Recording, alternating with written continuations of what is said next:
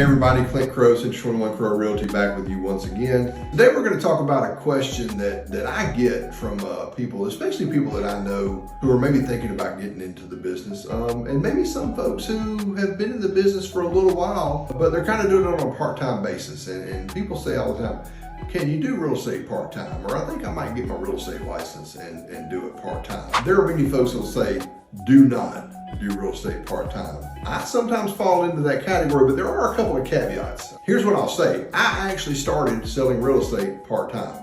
I had a career in law enforcement. I was a police officer, and I got my license and started doing real estate on my off days and in the evenings.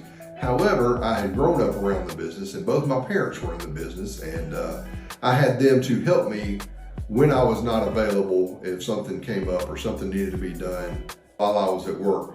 And that's really the tricky part of doing real estate part-time. You don't know when things are going to come up.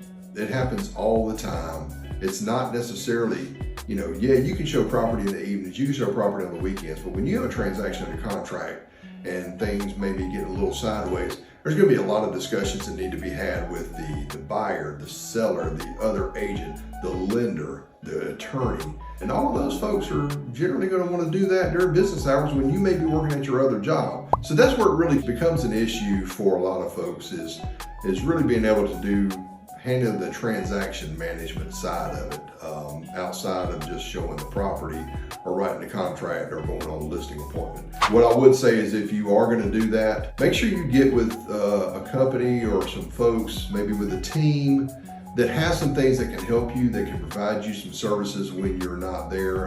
Here we have a closing coordinator in our Jackson office that contracts with some of our agents to offer those services. That's really handy.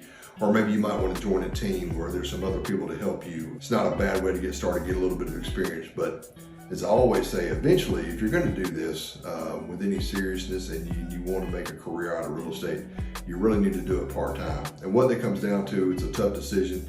Sometimes you just have to burn the boat. If you want to take the island, you have to burn your boat. And that's essentially what I did. When I left my job full-time and did this, it was one of the scariest things I've ever done, and also one of the most rewarding. So again, if you want to take the island, you got to burn your boat. Get rid of that safety net. There's nothing more motivating than having no other alternative. So anyway, hope you found some value in that. If I can answer your questions for you, please reach out, and look forward to talking with you soon. Take care.